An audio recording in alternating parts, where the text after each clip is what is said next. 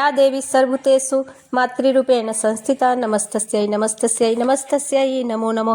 जय माता दी। भगवती का आशीर्वाद आप सभी पर सदैव बना रहे। आज नवरात्रि के चौथे दिन आप सुनेंगे श्री दुर्गा सप्तशती का 5वां, 6वां, 7वां और 8वां अध्याय। उससे पहले आज आप सुनेंगे कीलक स्तोत्र का हिंदी अनुवाद। ओम नमः चंडिकाय। मार्कंडेय जी कहते हैं, विशुद्ध ज्ञान ही जिनका शरीर है, तीनों वेद ही जिनके 3 दिव्य नेत्र हैं, जो कल्याण प्राप्ति के हेतु है तथा अपने मस्तक पर अर्धचंद्र का मुकुट धारण करते हैं, उन भगवान शिव को नमस्कार है।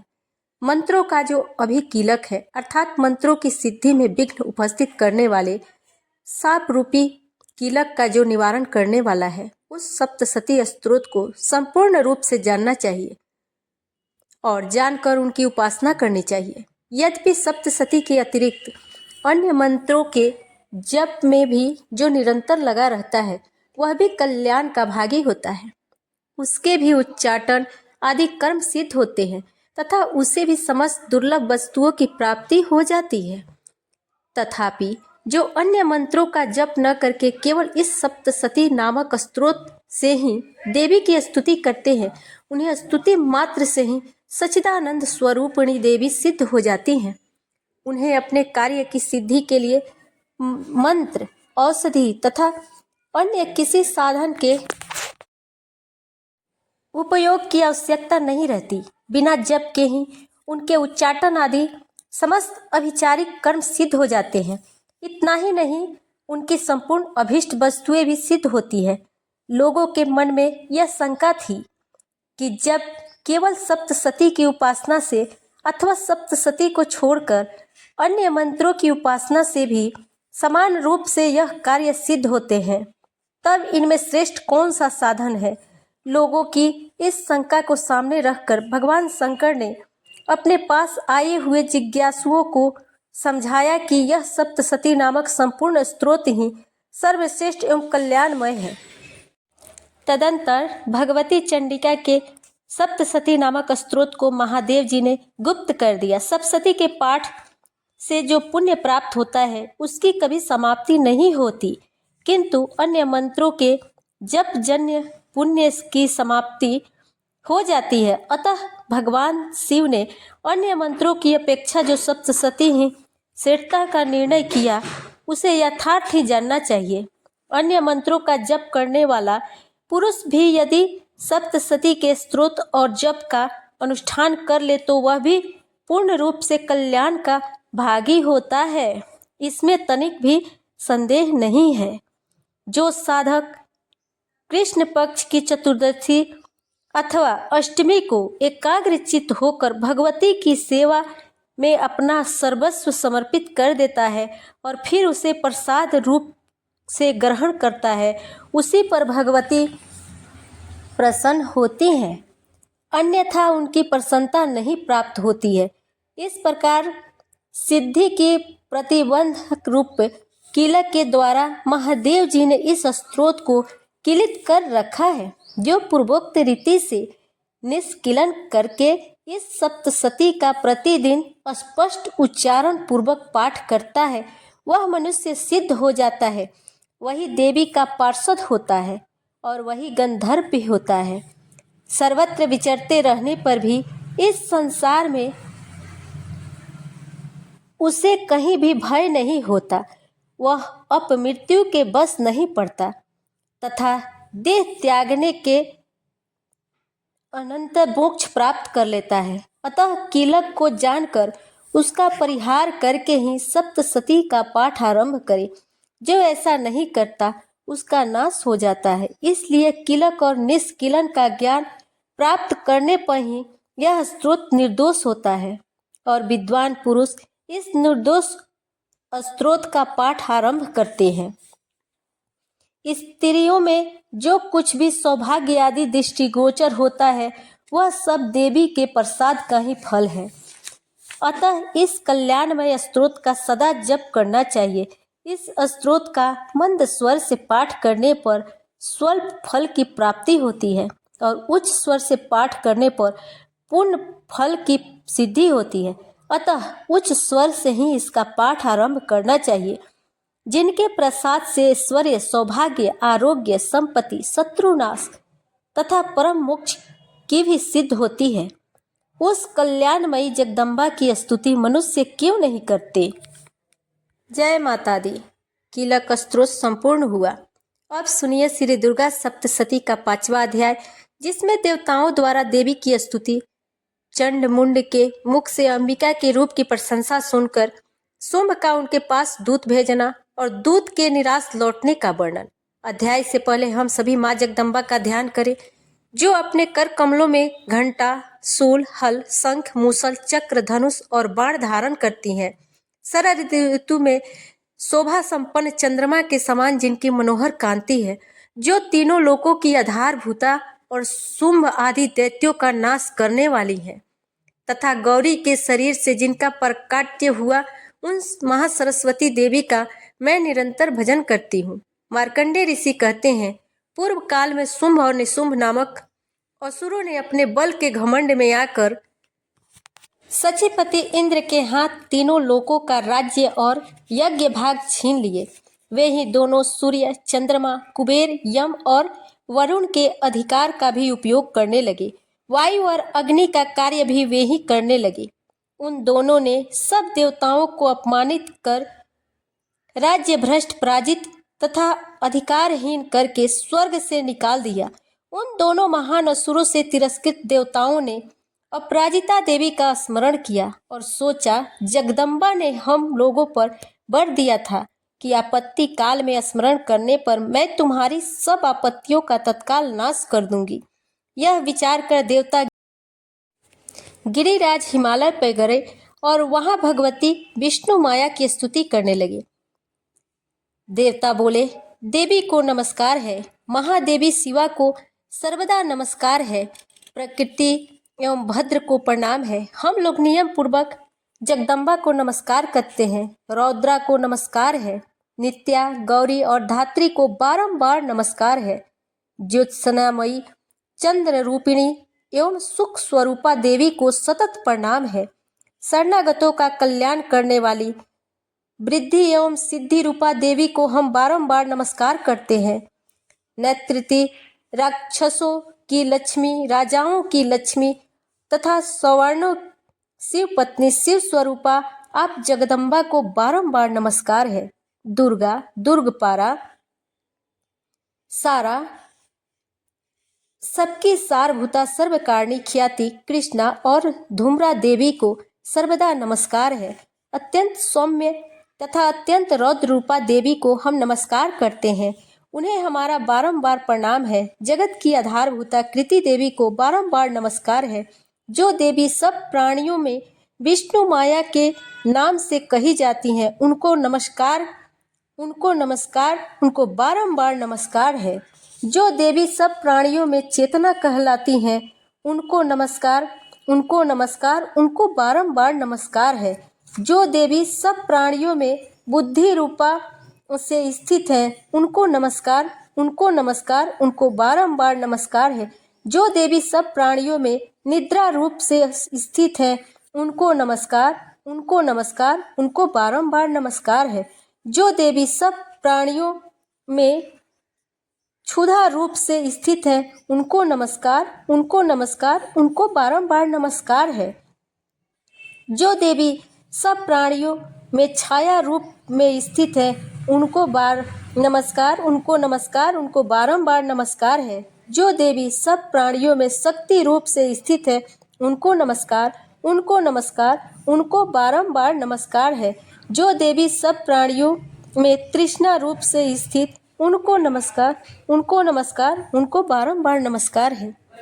जो देवी सब प्राणियों में शांति रूप से स्थित है, उनको नमस्कार, उनको बारंबार नमस्कार है। जो देवी सब प्राणियों में जाति रूप में स्थित है, उनको नमस्कार, उनको बारंबार नमस्कार है। जो देवी सब प्राणियों में लज्जा रूप में स्थित है, उनको नमस्कार, उनको बारंबार नमस्कार है। जो देवी सब प्राणियों में शांति रूप से स्थित है, उनको नमस्कार, उनको बारंबार नमस्कार है। जो देवी सब प्राणियों में श्रद्धा रूप में स्थित है, उनको नमस्कार, उनको नमस्कार, उनको बारंबार नमस्कार है।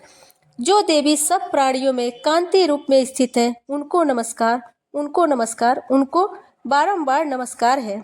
जो देवी सब प्राणियों में लक्ष्मी रूप में स्थित है, उनको नमस्कार, उनको नमस्कार, उनको बारंबार नमस्कार है। जो देवी सब प्राणियों में वित्त रूप में स्थित है, उनको नमस्कार, उनको नमस्कार, उनको बारंबार नमस्कार है। जो देवी सब प्राणियों में स्मृति रूप से स्थित है, उनको नमस्कार, उनको नमस्कार, उनको बारंबार नमस्कार है। जो देवी सब प्राणियों में दया रूप में स्थित है, उनको नमस्कार, उनको नमस्कार, उनको बारंबार नमस्कार है।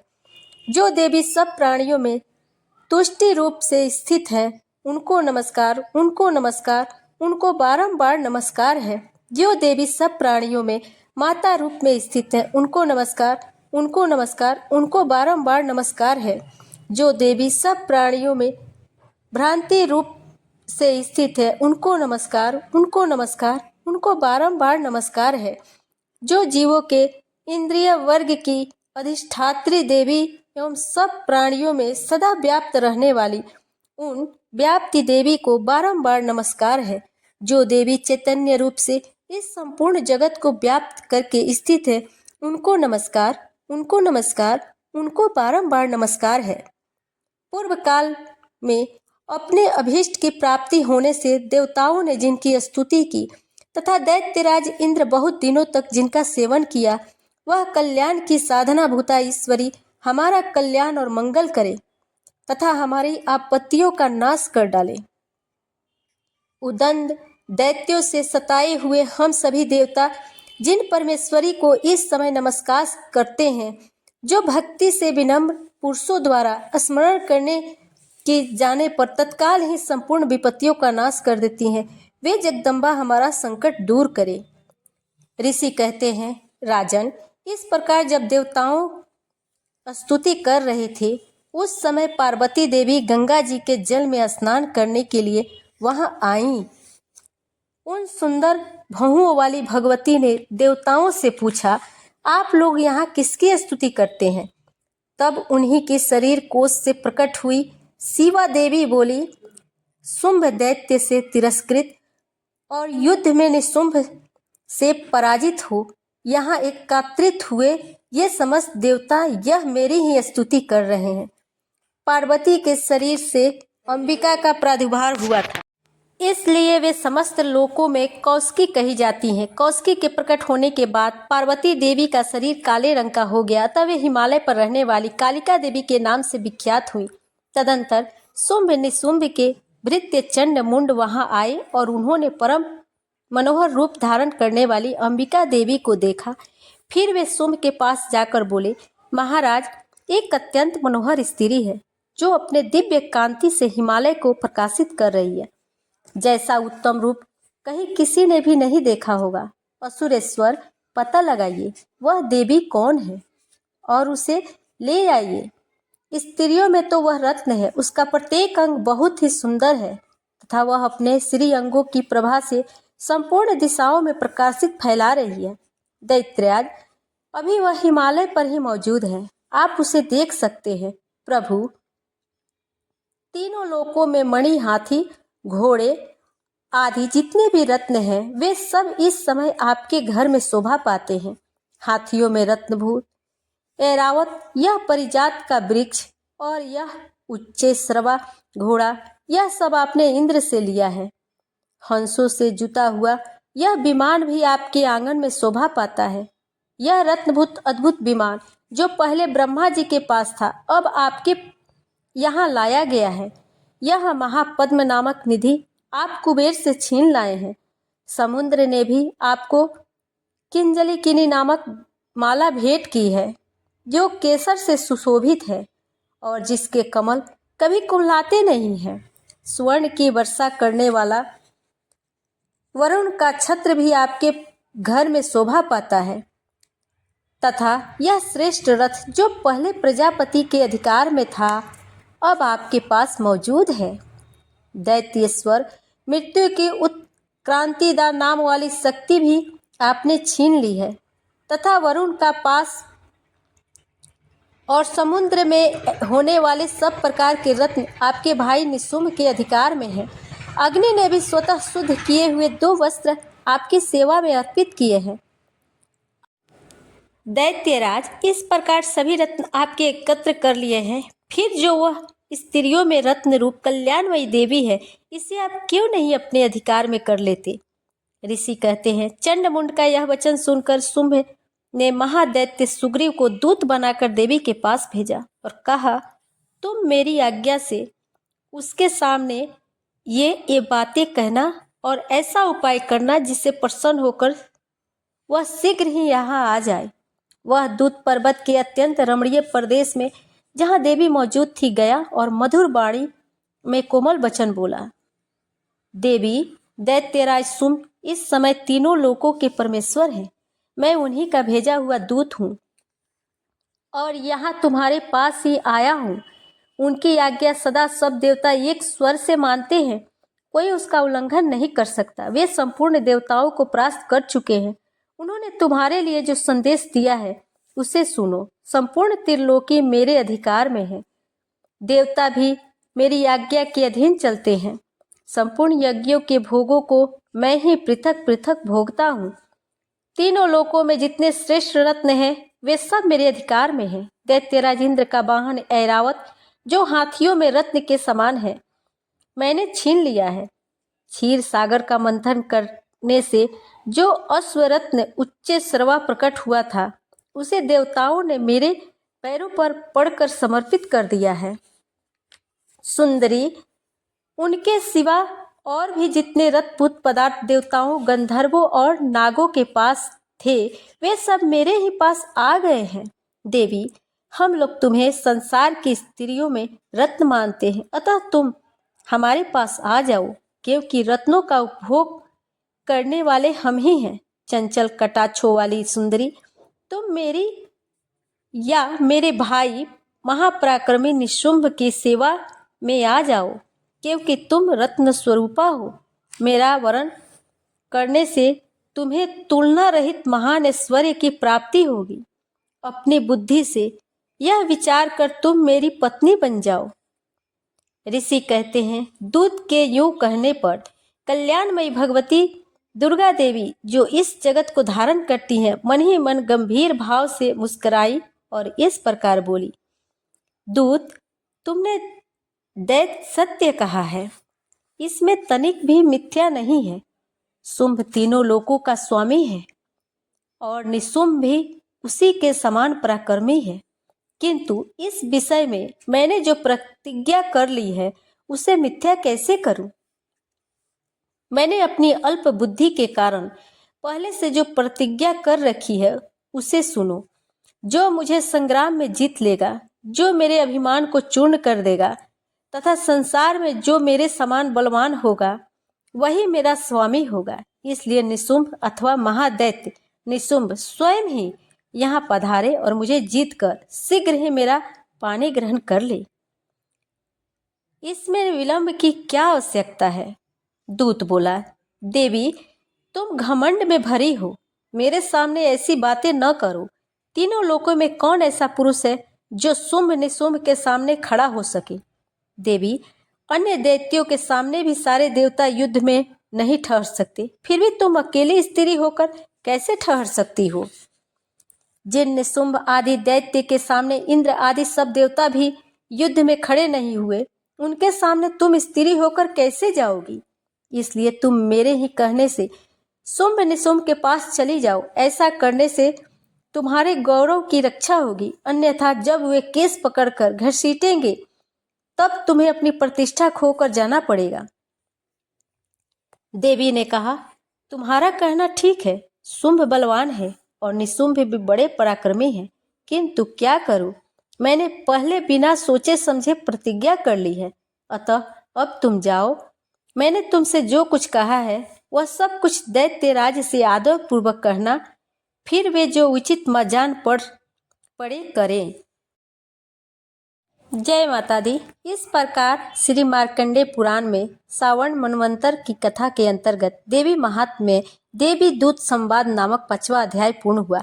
अब सुनिए छठा अध्याय, जिसमें धूम्रलोचन वध का वर्णन किया गया है।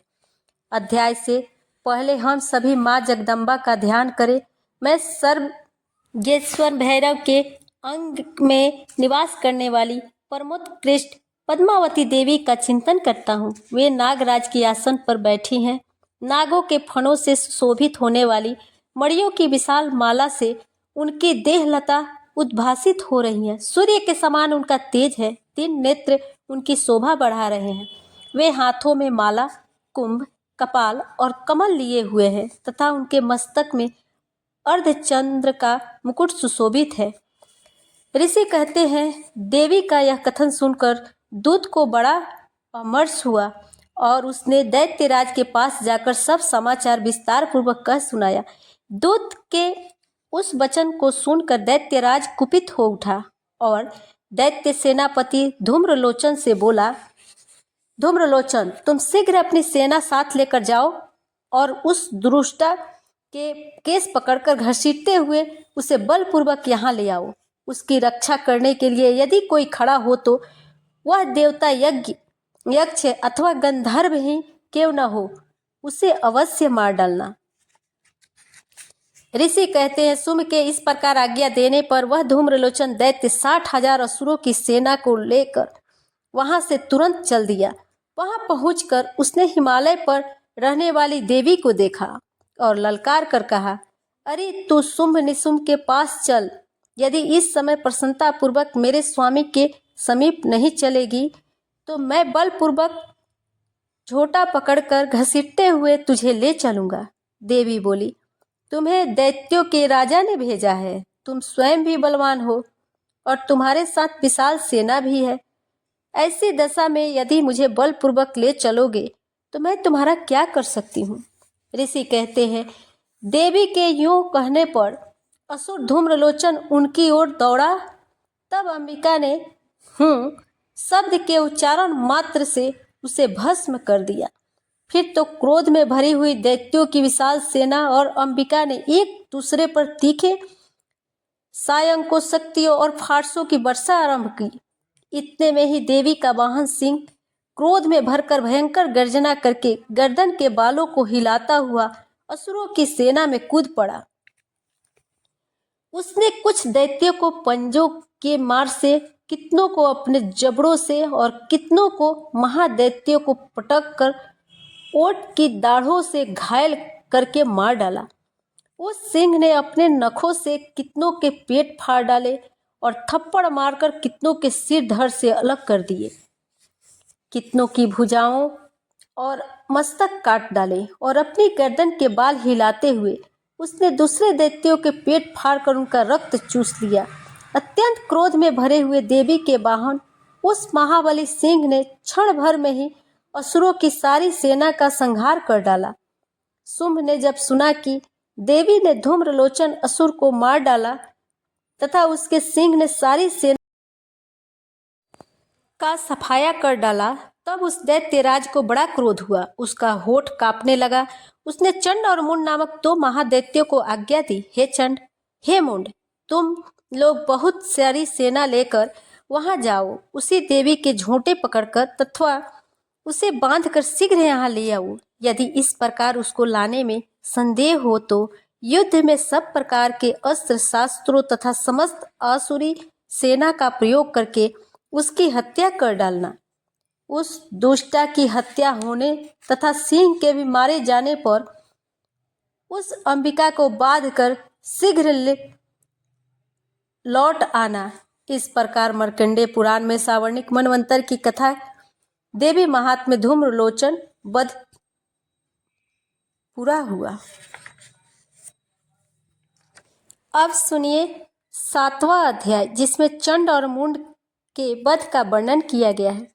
मार्कंडेय ऋषि कहते हैं, शुंभ की आज्ञा पाकर वे चंड मुंड आदि दैत्य चतुरंगी सेना के साथ अस्त्र शस्त्र से सुसज्जित होकर चल पड़े। फिर गिरिराज हिमालय के स्वर्णमय शिखर पर पहुंचकर उन्होंने सिंह पर बैठी देवी को देखा। वे मंद मंद मुस्कुरा रही थी।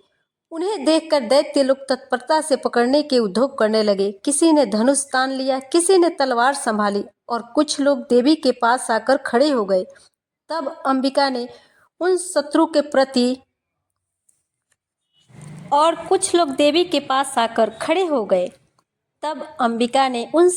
प्रति बड़ा क्रोध किया। उस समय क्रोध के कारण उनका मुंह काला पड़ गया, ललाट में भौहें टेढ़ी हो गई और वहां से तुरंत विकराल मुखी काली प्रकट हुई, जो तलवार और पास लिए हुए थी। वे विचित्र खड़बांग धारण किए और चीते के चर्म की साड़ी पहने नर मुंड की माला से विभूषित थी। उनके शरीर का मांस सूख गया था, केवल हड्डियों का ढांचा था, जिससे वे अत्यंत भयंकर जान पड़ती थी। उनका मुख बहुत विशाल था, जीभ लपलपाने के कारण वे और भी डरावनी प्रतीत होती थी। उनकी आंखों के भीतर को धसी हुई और कुछ लाल थी। वे अपनी भयंकर गर्जना से संपूर्ण दिशाओं को गूंज रही थी। बड़े बड़े दैत्यों का वध करती हुई वे कालिका देवी बड़े वेग से दैत्यों को उस सेना पर टूट पड़ी और उन सबको भक्षण करने लगी। वे पार्श्वरक्ष को अंकुशधारी महावतो योद्धाओं और घंटा सहित कितने ही हाथियों को एक ही हाथ से पकड़कर मुंह में डाल लेती।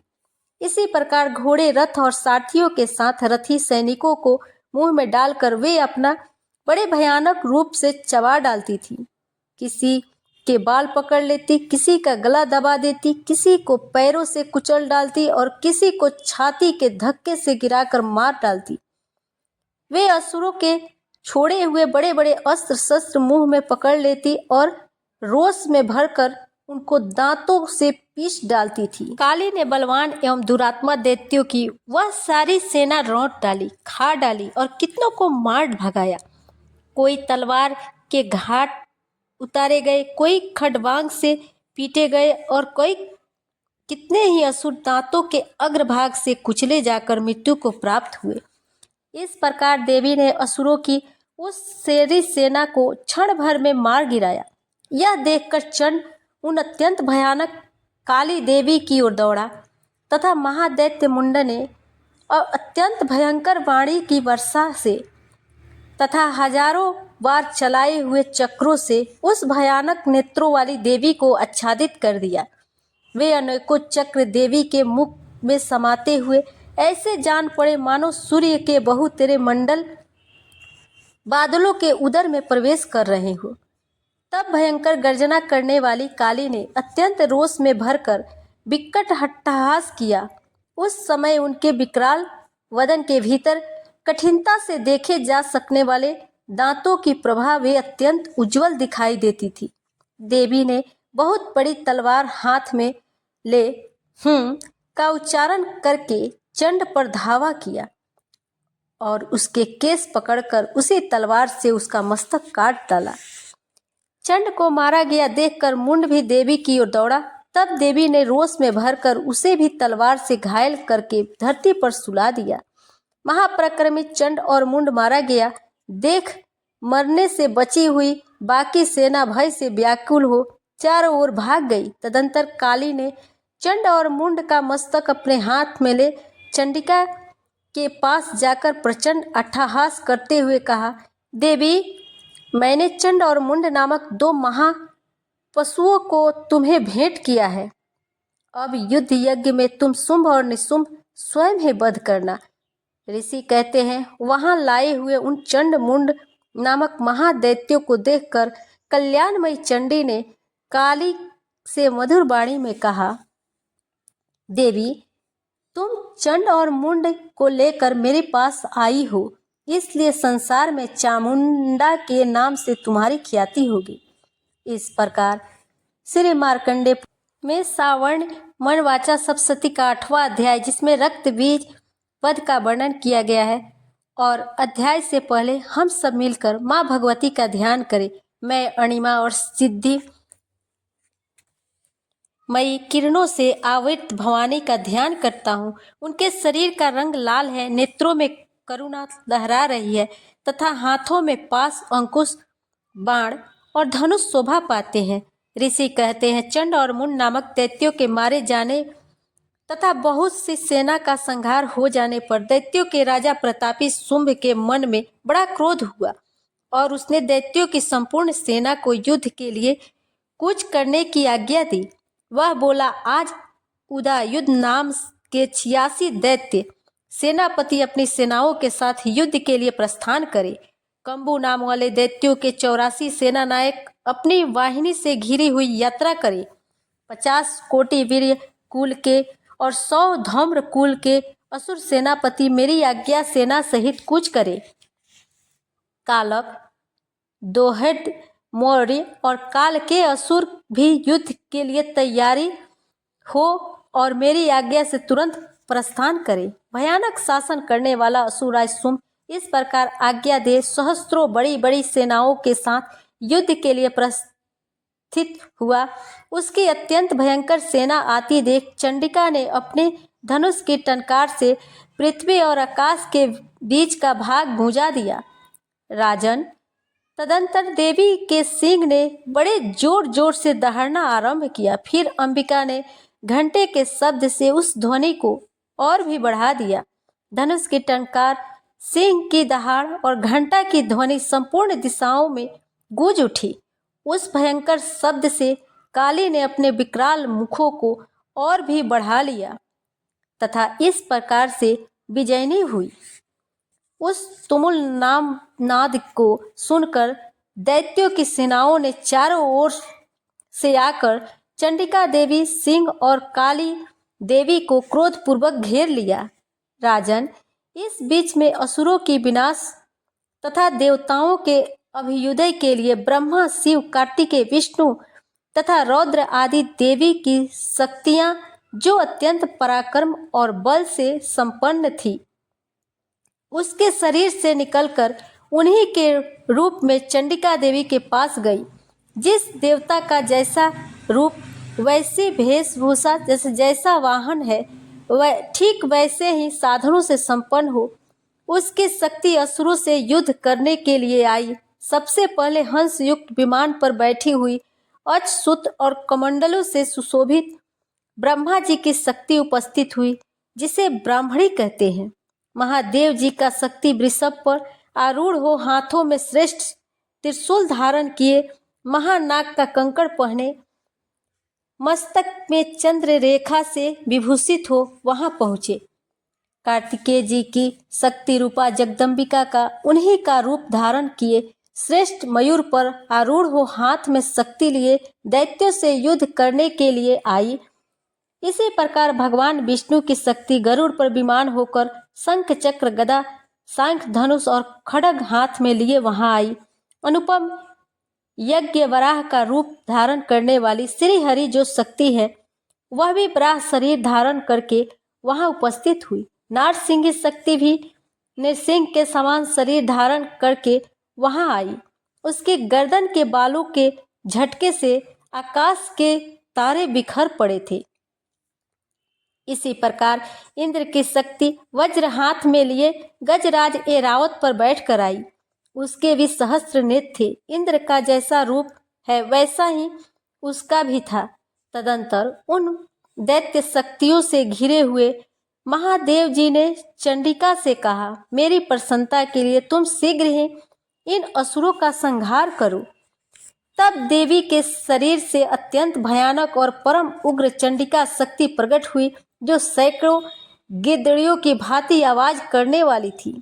उस अपराजिता देवी ने धूमिल जटा वाले महादेव जी से कहा, भगवान, आप शुंभ निशुंभ के पास दूत बनकर जाइए और उन अत्यंत गर्वीले दानव शुंभ और निशुंभ दोनों से कहिए, साथ ही उनके अतिरिक्त जो दानव युद्ध के लिए वहां उपस्थित हो, उनको भी यह संदेश दीजिए, दैत्यों, यदि तुम जीवित रहना चाहते हो तो पाताल को लौट जाओ।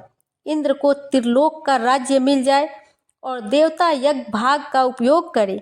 यदि बल के घमंड में आकर तुम युद्ध की अभिलाषा रखते हो तो आओ, मेरी सेवाएं तुम्हारे कच्चे मांस से तृप्त हो।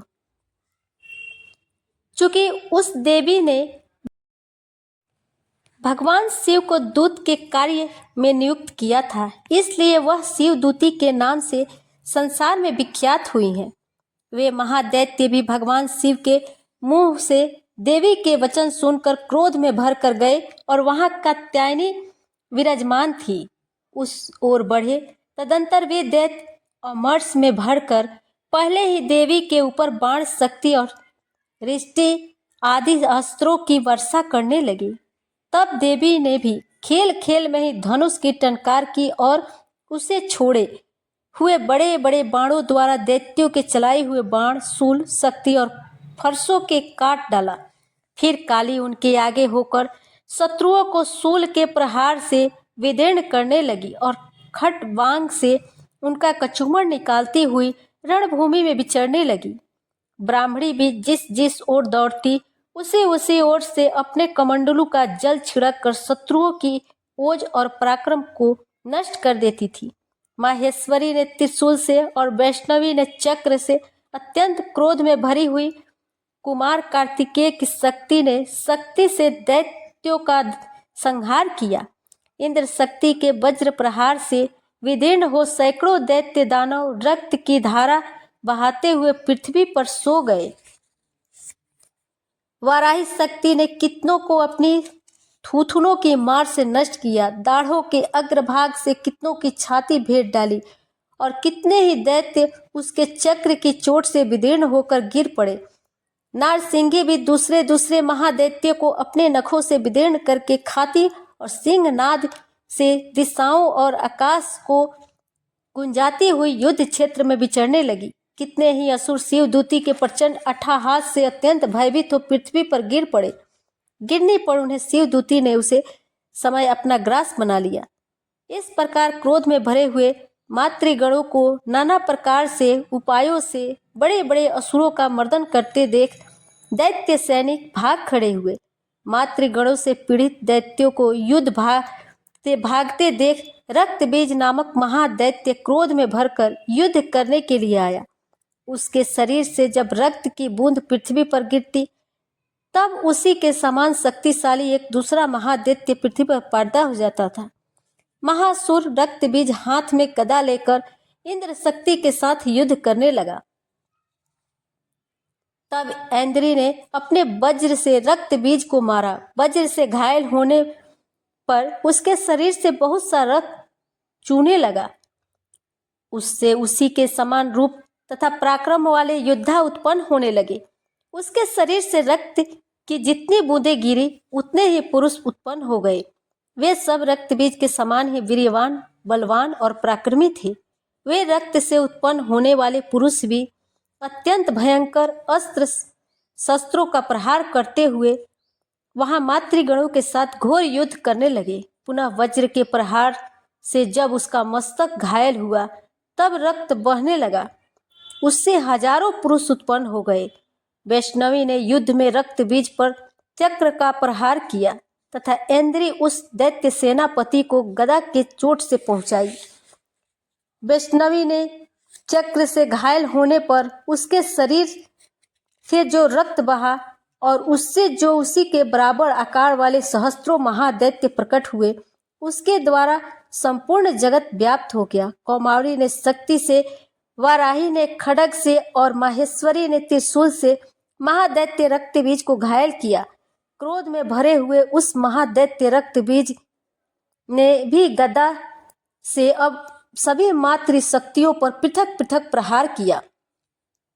शक्ति और शूल आदि ने अनेक बार घायल होने पर जो उसके शरीर से रक्त की धारा पृथ्वी पर गिरी, उससे भी निश्चय ही सैकड़ों असुर उत्पन्न हुए।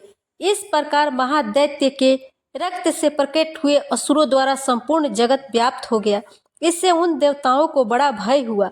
देवताओं को उदास देख चंडिका ने काली से शीघ्रता पूर्वक कहा, चामुंडे, तुम अपना मुख और भी फैलाओ तथा मेरे शस्त्रपात से गिरने वाले रक्त बिंदुओं और उनसे उत्पन्न होने वाले महादैत्यों को तुम अपने इस उतावले मुख से खा जाओ। इस प्रकार रक्त से उत्पन्न होने वाले महादैत्य का भक्षण करती हुई तुम रण में विचरती रहो। ऐसा करने से उस दैत्य का सारा रक्त क्षीण हो जाने पर वह स्वयं भी नष्ट हो जाएगा। उन भयंकर दैत्यों को जब तुम खा जाओगी तब दूसरे नए दैत्य उत्पन्न नहीं हो सकेंगे। काली से यूं कहकर चंडिका देवी ने शूल से रक्त बीज को मारा और काली ने अपने मुख से उसका रक्त ले लिया। तब उसने वहां चंडिका पर गदा से प्रहार किया, किंतु उस गदापात ने देवी को तनिक भी वेदना नहीं पहुंचाई।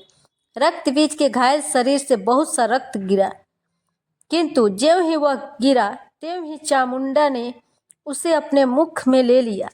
रक्त गिरने से काली के मुख में जो महादैत्य उत्पन्न हुए उन्हें भी वह चट कर गई और उसने रक्त बीज का रक्त भी पी लिया। तदंतर देवी ने रक्त बीज को, जिसका रक्त चामुंडा ने पी लिया था, वज्र बाण खड्ग और रिष्टि आदि से मार डाला।